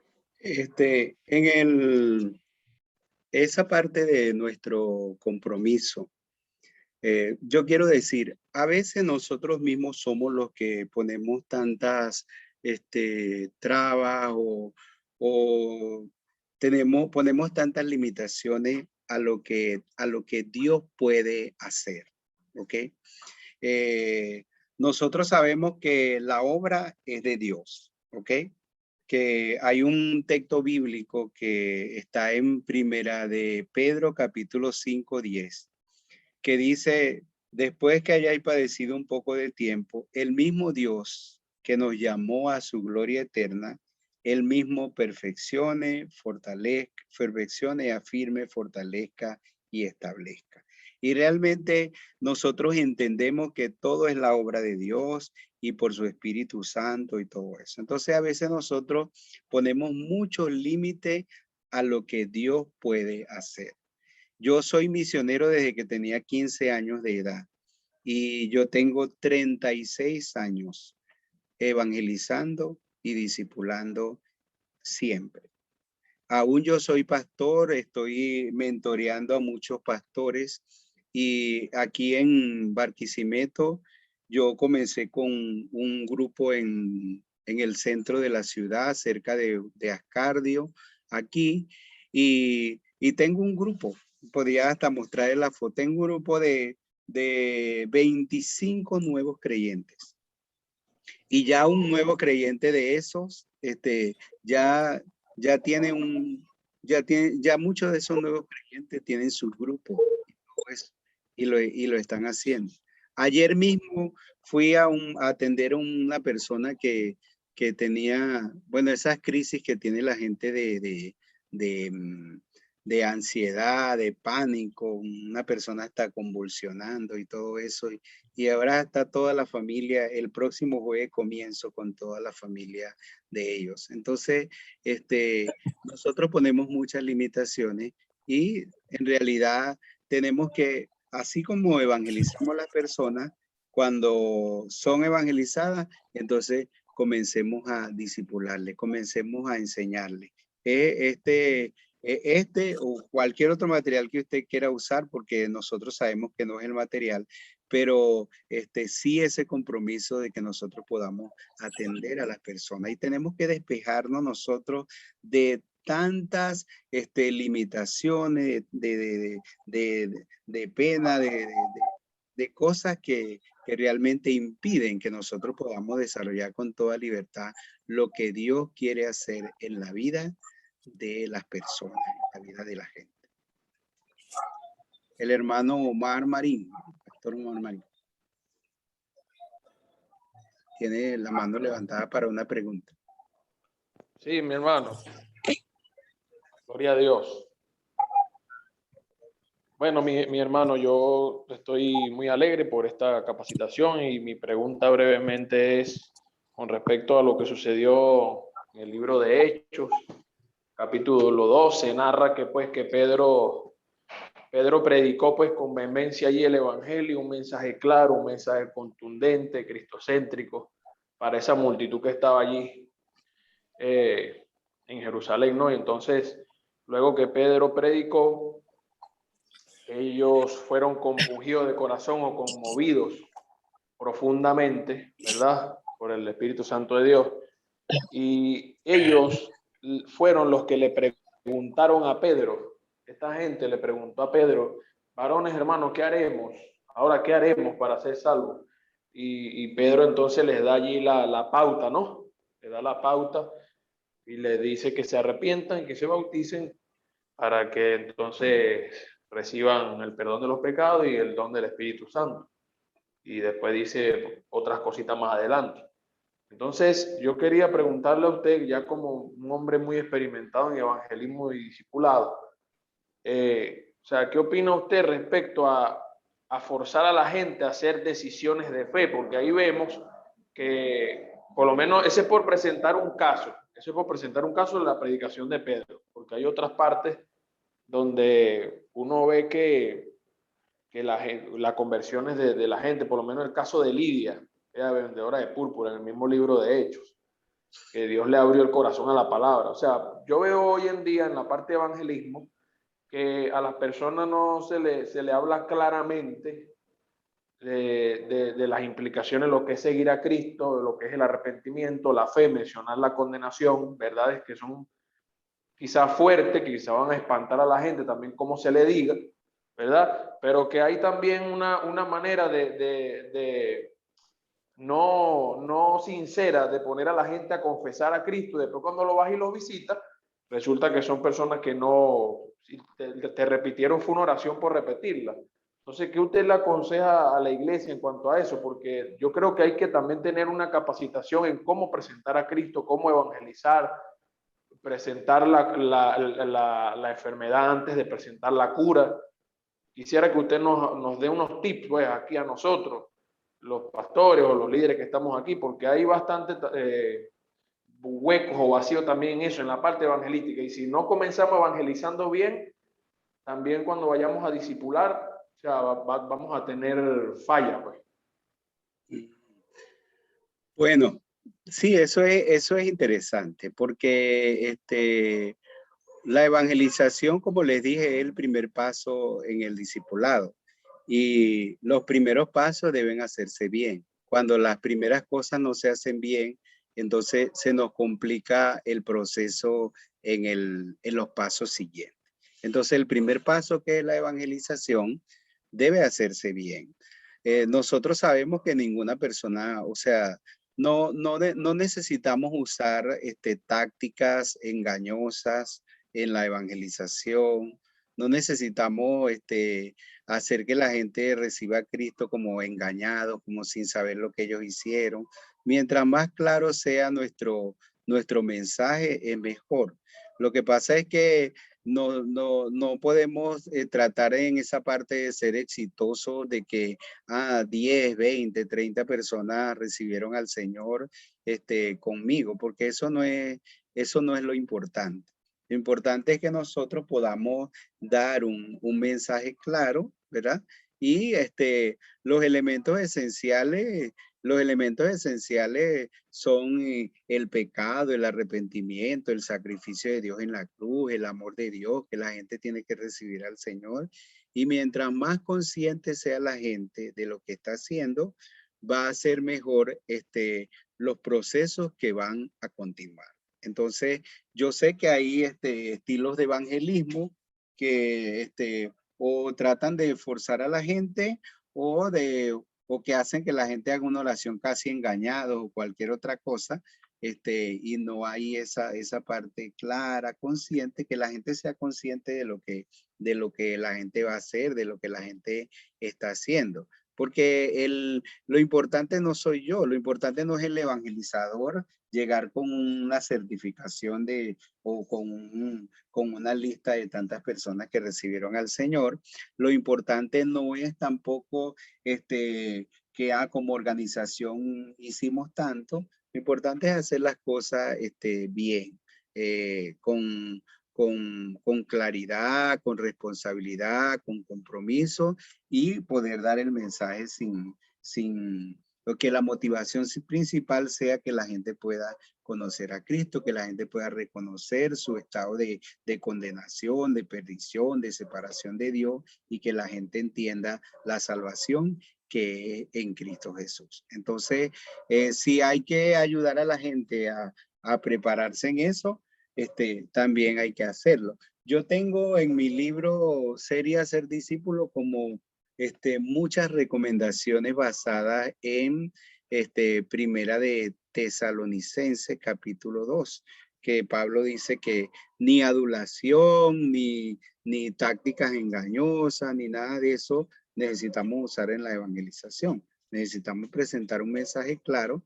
De hecho, nosotros en nuestro programa estamos enseñando a la gente a evangelizar con historias bíblicas. Y una de las historias es el hijo pródigo. Y cuando uno habla del hijo pródigo, o sea, la persona que se identifica con el hijo pródigo, entonces tiene que ver con ese arrepentimiento, con ese volver al Señor y todo eso. Entonces, eso facilita el proceso de discipulado. Entonces, es lo que debemos hacer. Muchísimas gracias, Pastor Eleazar. Dios le bendiga. Adelante, los demás que quieran seguir preguntando. Si hay alguna otra pregunta, pueden hacerla. Ahí está Ciolis Mujica. Puede hacerlo. Buenos días, un gusto, bendiciones. Me pareció de antemano excelente la exposición. Vengo de la iglesia Semillas de Fe con mis pastores Harrison Wanda y Alicia de Wanda. Algo que me pareció muy interesante que usted mencionó es el hecho de que antes se partía de una creencia que solamente los líderes eran los que podían hacer discípulos, solamente la parte de liderazgo podía evangelizar y hacer el discipulado. Entonces me pareció excelente partiendo de esta idea de que todos, al ser creyentes, al confesar a Cristo y ser discipulados, podemos hacer esa misma obra. Y usted mencionó algo que es muy importante, que es el miedo, que es el temor.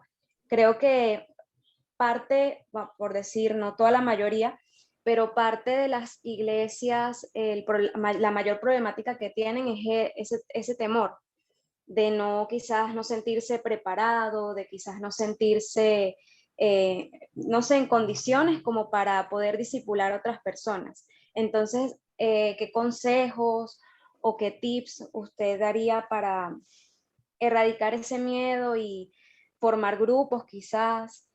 Me escucho. Bueno, gracias por la pregunta. Nosotros en nuestro proceso tenemos libros y recursos para preparar a los discipuladores. Porque, ¿cuál es el problema? El problema es que nosotros podemos enviar a las personas a discipular y ellos lo hacen 1 semana, 2 semanas, 4 semanas, mientras nosotros estamos pendientes de ellos. Cuando nosotros nos olvidamos y ya no preguntamos más sobre eso, las personas dejaron de hacerlo. Porque las personas fueron a discipular y lo hicieron porque quizás el pastor los envió en base a la visión del pastor, en base a la visión de un líder, pero no tienen una visión propia acerca del discipulado. Entonces necesitamos desarrollar una visión propia acerca del discipulado. Necesitamos conocer realmente las implicaciones del discipulado. Necesitamos sentirnos realmente preparados para hacer lo que tenemos que hacer. No simplemente ir a la calle, bueno, usted va a enseñar esto, lo que yo le enseñé, enséñelo, sin una preparación previa para eso. O sin ayudarnos a desarrollar una visión propia del discipulado. Cuando nosotros desarrollamos una visión propia acerca del discipulado, eso acompañado con la visión del pastor, sustentado por la visión de Dios, entonces nosotros no solamente lo vamos a hacer un día o en una época, sino que lo vamos a hacer siempre. Nosotros tenemos, por ejemplo, hay un libro que se llama, tenemos dos libros que usamos para eso. El primero se llama Entendiendo el llamado de Dios y tiene 11 lecciones. Entonces nosotros ayudamos al creyente, al discípulo a entender su llamado. Y luego él va a ver esa parte del discipulado como un llamado de parte de Dios. Y tenemos el otro libro que se llama Prepárese para discipular.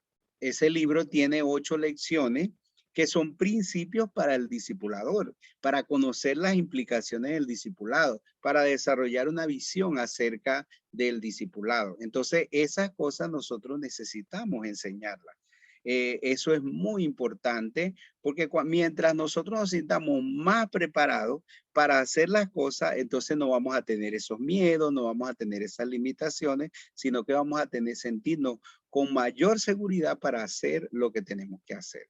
Entonces, en un sentido, hay que preparar a los discipuladores. No solamente darles un curso y decirle, bueno, vaya y de ese curso usted. No, hay que ayudarles a desarrollar una visión propia del discipulado. Hay que ayudarles a desarrollar la convicción del llamado de parte de Dios. Y eso tenemos que hacerlo. para que nosotros podamos enviar las personas ya con una preparación de antemano. El Señor estuvo 3 años con sus discípulos.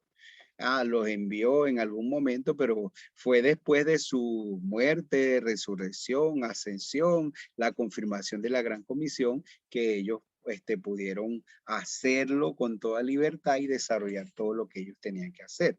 Yo no estoy diciendo que necesitan 3 años, pero sí necesita tener una preparación previa para poder hacer lo que tenemos que hacer.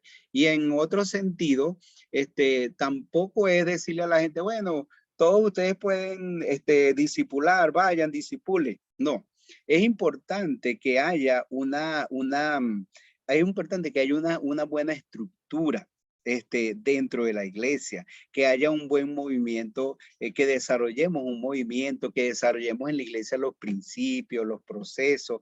Nosotros estamos recomendando, por ejemplo, cómo el pastor que debe tener su equipo de discipuladores y formarlos a ellos. Sus discipuladores deben tener sus discípulos y así tener cadenas en la iglesia, donde tenemos en la iglesia creyentes, tenemos en la iglesia discípulos, tenemos en la iglesia discipuladores, tenemos en la iglesia personas que ya pueden ser mentores porque son discipuladores de los discipuladores, tenemos el pastor que viene a ser el mentor principal de todos y el proceso, y entonces es una organización dentro de la iglesia, una estructura que nos va a ayudar a desarrollar bien lo que tenemos que hacer y no que la gente esté por allá por su lado sin que haya una organización dentro de la iglesia local. Entonces es muy importante que todos pueden hacerlo, pero es muy importante establecer los eslabones, las cadenas y todo eso en la parte organizativa para que las cosas puedan marchar bien. ¿Ok?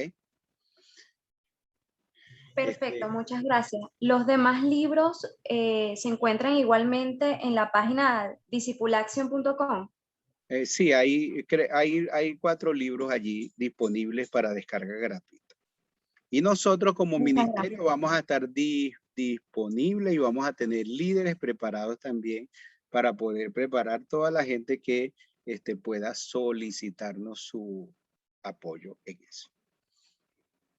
Otra pregunta, está la hermana, ya creo que el hermano Omar ya preguntó, ¿verdad? Que todavía tiene la mano ahí levantada. La hermana Natacha Flores. Buenos días, hermanos, ministros del Señor. Bueno, más que una pregunta, lo que quería era agradecerle la participación y bueno, animarnos a todos, a todo el equipo que está acá a participar este próximo 2, 3 y 4 en esta actividad de Operación Unidad. Creo que lo que hemos recibido hoy es una importante capacitación primaria y bueno, que podamos llevarlo a la acción y podamos hacer discípulos como manda el Señor. Así que bueno, los animo y bueno, agradecida con el Señor de este tiempo, Eleazar. Saludos a la familia, saludos a Carelis y bueno, a todos por allá.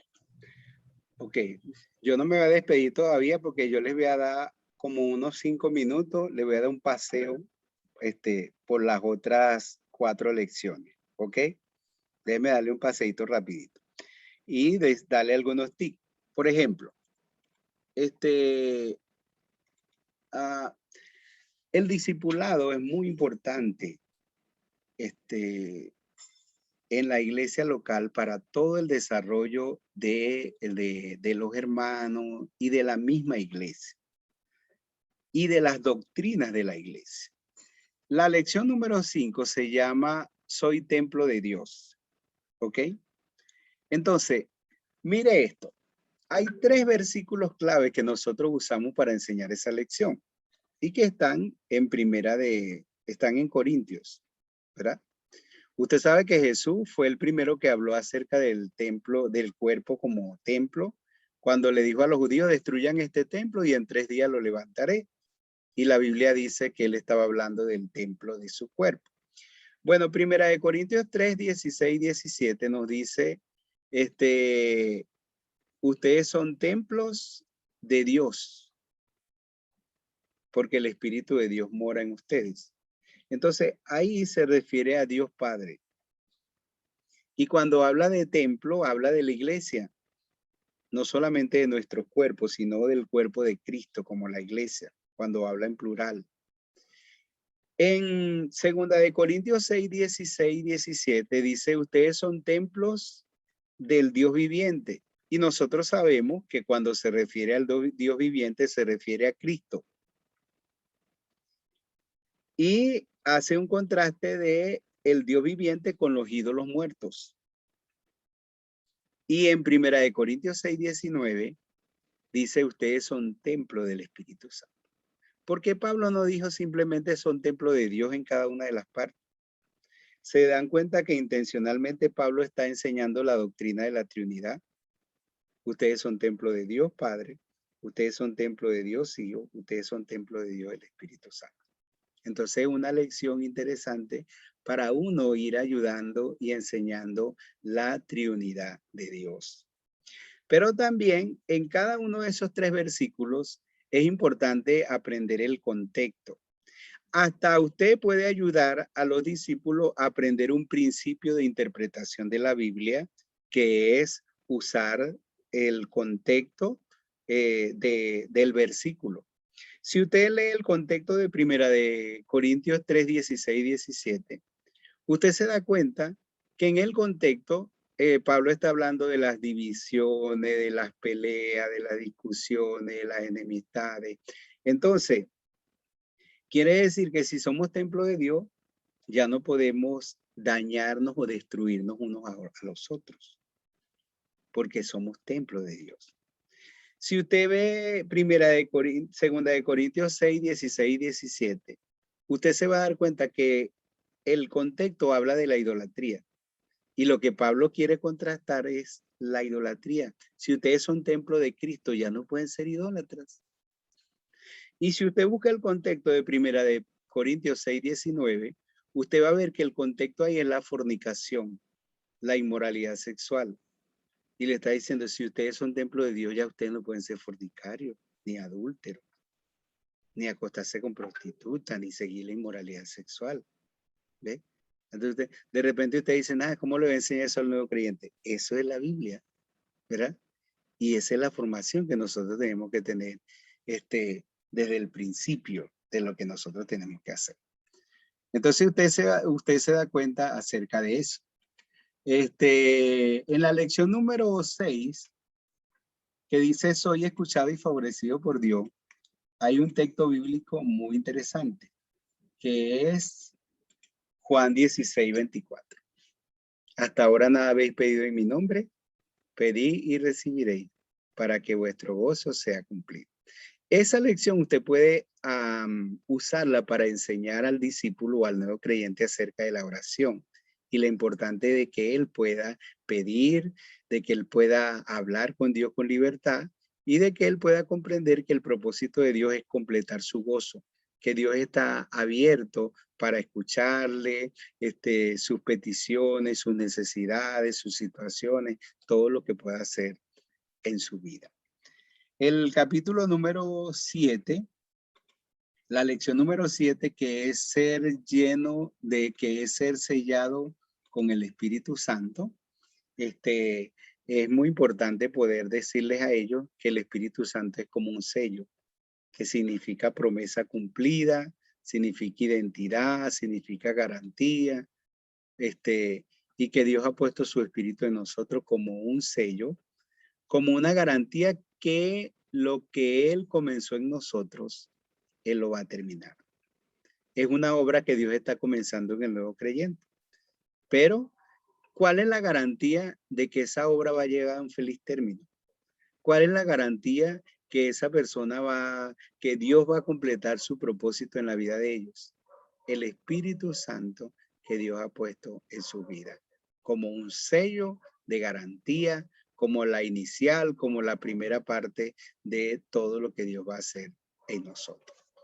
Y de último está, soy miembro de la familia de Dios, usando el texto de Efesios que dice, ya no soy extranjero ni advenedizo, sino conciudadano de los santos y miembro de la familia de Dios. Ahí uno le habla de algunas cosas que hacía la iglesia la iglesia primitiva, que recibieron su palabra, que fueron bautizados, que se reunían, que adoraban al Señor y todo eso. Y también uno le habla acerca del bautismo, que es el testimonio de la nueva fe, de la nueva vida y de nuestro compromiso de seguir al Señor. Entonces, esas son las otras 4 lecciones que hay en el libro. Recuerden que esas lecciones o el libro viene a ser una referencia y una herramienta para nosotros poder enseñar las cosas que consideramos que son necesarias para ayudar a consolidar en la fe a los nuevos creyentes. ¿Ok? No quería terminar sin compartir estas cosas. Esas diapositivas están a la disposición. Yo puedo enviársela al hermano Fernando y él puede tenerlas, enviárselas. Los libros ya saben que están a la disposición en discipulacción.com y nosotros estamos en contacto con el pastor Fernando, el hermano Fernando. Nosotros estamos a la disposición, somos aliados de las organizaciones, de las asociaciones, de las federaciones, de la iglesia local, y en lo que podamos ayudar, estamos listos para entrenar, ayudar en lo que sea necesario. Estoy agradecido por la oportunidad que me han dado de poder compartir con ustedes, y nosotros sabemos que todo esto es obra de Dios, es parte de Dios, que el Señor está haciendo, seguirá haciendo grandes cosas en medio de nosotros. Termino con lo que quería empezar y no empecé. En el 2015, 2014, cuando yo fui elegido presidente de la Convención Nacional Bautista de Venezuela, me dieron la oportunidad de darles unas palabras. Y les dije así: hace un mes, en ese tiempo, el 2014, en enero de 2014, nosotros hicimos nuestro campamento como iglesia local y éramos 180 personas. En el campamento hicimos un círculo y doblamos nuestras rodillas. Hicimos una oración. Le dijimos: Dios, si tú quieres hacer algo en esta generación, aquí estamos. Queremos que tú cuentes con nosotros, con la iglesia y con nosotros. Y le dije a los hermanos, a los pastores, a los líderes, en este tiempo Venezuela es conocida en el mundo entero como el país que tiene la reserva más grande de petróleo, pero que la gente no tiene gasolina o que la gente no tiene cómo comprar una harina para hacer sus arepas. El país más rico con la gente más pobre. Y nosotros somos una vergüenza para el mundo en lo que nosotros estamos viviendo. Bueno, que en los siguientes años el mundo conozca una nueva cara de Venezuela. Conozca Venezuela porque en medio de la peor crisis de su historia, la iglesia se levantó para discipular a su nación. Amén. Y que así sea con nosotros. Que en medio de las peores circunstancias de la historia, la iglesia evangélica de Venezuela se levante para evangelizar y discipular a su país. Amén. Ese es nuestro sentir y queremos poner nuestro granito de arena para que eso se logre en los próximos años. Amén, amén. Si tienen alguna otra pregunta o algo más que decir, lo hacen y terminamos.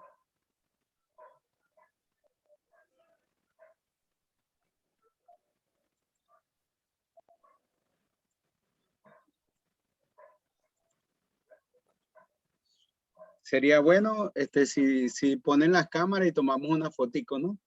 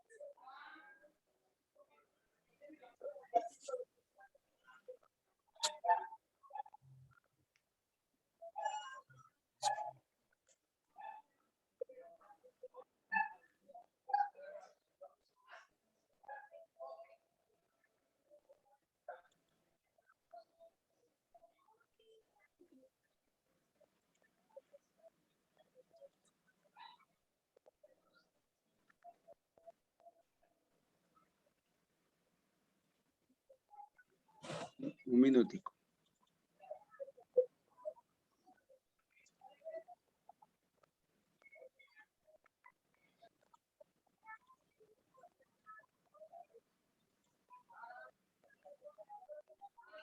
Bueno, yo tomé una lista. Ok.